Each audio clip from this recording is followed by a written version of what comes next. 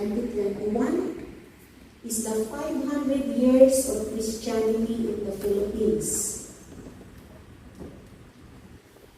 We learned that Magellan came to the Philippines on March 16, 1521, but according to the historians, it was the following day when they came out from their boat and stepped on our land for the first time in Humonhon Island, Samar. And the first Mass was in Limasawa, Leyte. It was Easter Sunday on March 31st, 1521. There was a priest with them. His name is Father Pedro de Valderrama. Magellan and all his companions were all Catholics. So they celebrated the most important day of our faith, the Easter Sunday, in Limasawa. The first baptism was in Cebu, and there were around 800 native Filipinos, including Cebu Chieftain Raha Humabon and his wife Hara Humamay, who received the Christian names Carlos and Juana. The theme of our celebration is Gifted to Give. There was a launching last Easter Sunday, April 4 this year. There were simultaneous masses all over the Philippines to launch the 1-year celebration. So it started last Easter, it will end next Easter, next year. The Bishop of Caloocan, Bishop David, is reminding us. He said, not all gifts are gifts. He said, it is not a gift when the receiver has to pay for it. When the receiver feels entitled of the gift, he said, it is called reward or payment. Some equivalent amount of goods in exchange for merchandise is not bad in itself. Merchandise is not bad, but it's not a gift. To demand or expect just payment for goods or services is part of business and human transactions. It is not a gift when the receiver is held captive by the giver through gift. It is called a trap. It is not a gift when the giver expects something in return.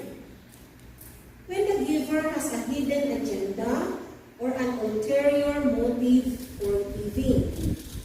It is called a bribe. So that's one of the main problems in the Philippines, bribery. So if, for example, if some person wants to ask favor from an office, he or she will give like a gift, but according to the bishop, it's not a gift. We call it under the table. It's bribe. It is not a gift if given with hidden agenda, economic agenda, political agenda, sexual agenda. It is called a bait. What is a bait in our language, Tagalog? I'm sorry, we have paing. So it's Cebuano, it's pa. Paong, I think it's Cebuano. I'm sorry, you're from where? Oh, I'm sorry, we are having an update about our episode. It's just like 10 minutes. It's about our celebration of Christianity. Okay. Anyway, it's a bait. Paing sa atin. If there is hidden agenda. It is a gift when the receiver feels grateful for it and is motivated to reciprocate by sharing it. So for example, I receive a gift and I'm happy because I receive a gift and I want to do something. I want to share something to others also. So that's a gift according to Bishop David. 500 years ago, we received the gift of Christian faith. Very important gift. Christian faith. are gifted to give without cost. Jesus defines a gift as that which you receive without cost, and that's which you give without cost. So we give without payment, and we receive without payment. That is a gift. Gifted to give, our theme for the celebration. We know that the Philippines is the only Catholic country in Asia. So Saint Pope John Paul II, in one of his visits to the Philippines, he said this, "I wish to tell you of my special desire that the Filipinos will become the foremost missionaries of the Church in Asia." So this is Pope John Paul II, and this picture was taken in U.S. in Manila.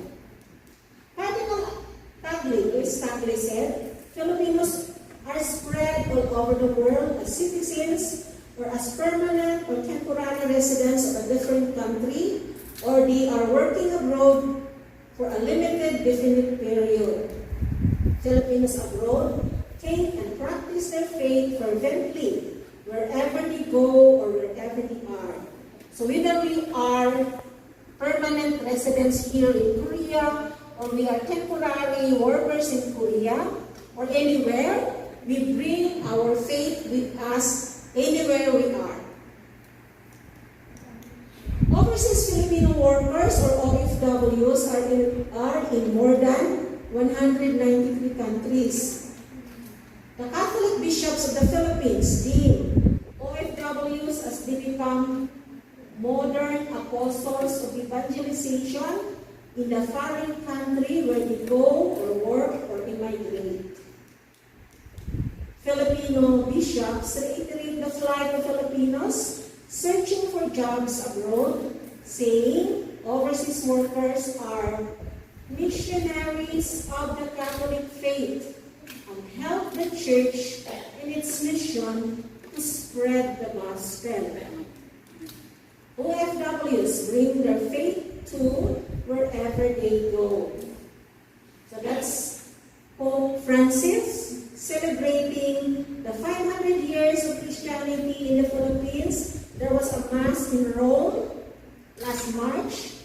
It was celebrated by Cardinal Tagle and attended by the Filipino communities in Rome. So during the entrance procession, there was a synod dance. I was also able to attend the online Mass. And one of the highlights of Pope's message for our 500 years of Christianity, he said this: 500 years ago, you received the joy of the gospel, and this joy is evident in your people. We see it in your eyes, in your faces, in your songs, and in your prayers. I want to thank you for the joy you bring to the whole world and in our communities. So I hope each one of us will continue to give joy to each other. You don't need to think of big thing to give joy, just little joy. For example, you give little joy, small joy, little joy, small joy, little joy, and then your community will become joyful. Not just to your community, but to other communities also, to your co-workers, to your friends and families here in Korea and in the Philippines. And I think even in the Facebook, the Filipinos are really fond of Facebook, and I hope our posts give joy to other people. Sometimes the posts on the Facebook are not very good. So even in that little way, we can give joy to other people.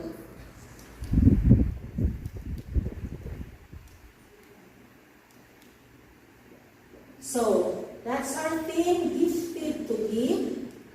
And we also have our theme song, We Give Our Yes